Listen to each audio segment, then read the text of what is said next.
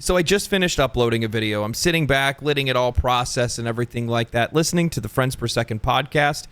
Lo and behold, they have on Sven Vink, the founder of Larian Studios, the maker of Baldur's Gate 3. The same company and the same game that was in the discourse just a couple weeks ago over setting a new standard for RPGs and how their game was an anomaly by the standards of many other indie and AAA developers. Now, this is the last video I'm going to make on this topic, and by the way, if you watch my other video, I do change shirts. It just kind of happened like this. But I wanted to be able to share the information with you guys, so I really want you guys to hear his response because I think it's pretty valid to listen to.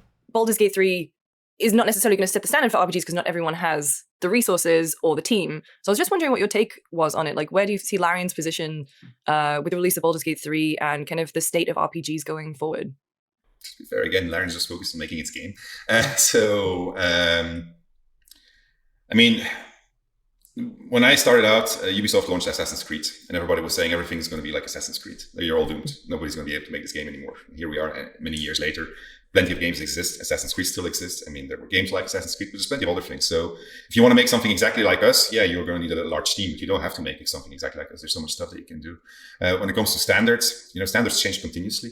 So it's not as if there's something that is a standard. So I don't think that is thing people should be worried about, to be honest. You really have to respect the character that's on display because he just comes out and says, we're just focused on making our own game. They're not focused on making a standard or setting a standard for other studios to follow. No, they're just trying to make a game for their audience, that their audience is going to enjoy. And that's the same thing that these other developers should be focused on. They shouldn't be focused on sitting on Twitter and trying to tell us what standards that we can set and what we can't. That's not how this works. We're the ones with the money. We're the ones that buy the games in the first place. We are the ones that choose what's popular and what's not. We choose the mechanics that we enjoy in games. We choose what's fun. And that's the only thing that they should be taking from this. And that's the only thing that they should really be listening to.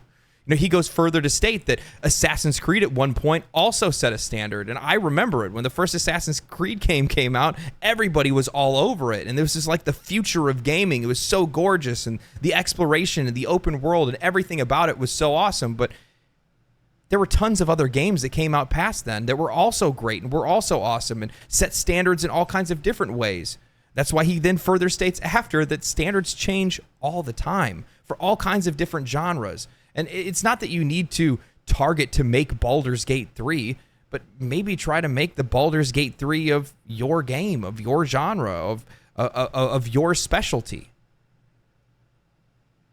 In another part of this, he talks about how his son plays nothing but Minecraft. His son's standard for the best game ever is Minecraft. His son is the one that gets to set that standard for what the best game ever is, just because, well, that's how we all do it. The best game standard for me just happens to be Baldur's Gate 3 right now. It might be something completely different from now. I might play the next game like, I don't know, Remnant 2. Maybe that's going to set another completely different standard for me, where I want to see similar things like that in another game. Developers just need to listen rather than try to direct us. I don't know. I mean, we really tried to make our game. So we were surprised when we saw that there was so much commotion about it. And it's just a weird thing. It's just, I don't understand. People haven't even seen the game, right? It's not out yet. So it's hard to say that it's a standard. It offers a lot, that's for sure. And it offers what we would like to see in RPGs. So I hope a lot of people will make games like ours because that's what I want to play and the rest of my team wants to play.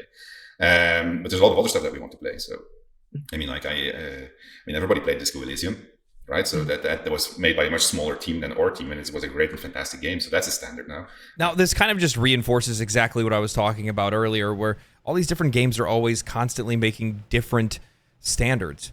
But the thing is that regardless of the size of the team, regardless of the size of the project, regardless of the size or the genre or whatever, it doesn't really matter. As long as the game is fun, it can set a new standard. It can set something else that people are looking forward to in other games. He says it himself. Yes, Baldur's Gate 3 offers a lot, and that's something that they would like to see in more RPGs going forward because they themselves, that's what they enjoy. This is coming from people that obviously play video games and enjoy playing video games. This is the kind of discourse that we want to hear. These are the things that we want to be talking about. This is the things that we want them to be talking about with us, and that's what makes this kind of conversation so important in the first place. Do you think it falls into the trap of, when we see games following trends, like chasing trends, kind of live action trend, live service model kind of trends. Do you think it's just kind of the industry's reaction is to kind of, see the success of another and try and chase it for themselves? These are big words, because the industry would mean that it's a homogeneous pool of developers, which it's not. Right? Thank God, it's a very diverse pool of developers. So you will have always people that will follow others. We inspire ourselves in other games also. It makes sense that you will not reinvent the wheel if somebody just made a breakthrough. That's how evolution works, right? It's like you make as a developer, you set out to make a game. You have a certain vision of what you want to see, and you make it, and you just make it. It takes you many years to make these things, right? So you have no idea what's going to be popular X amount of years in the future. You hope that yours is going to be popular, obviously, because you're trying to make a living.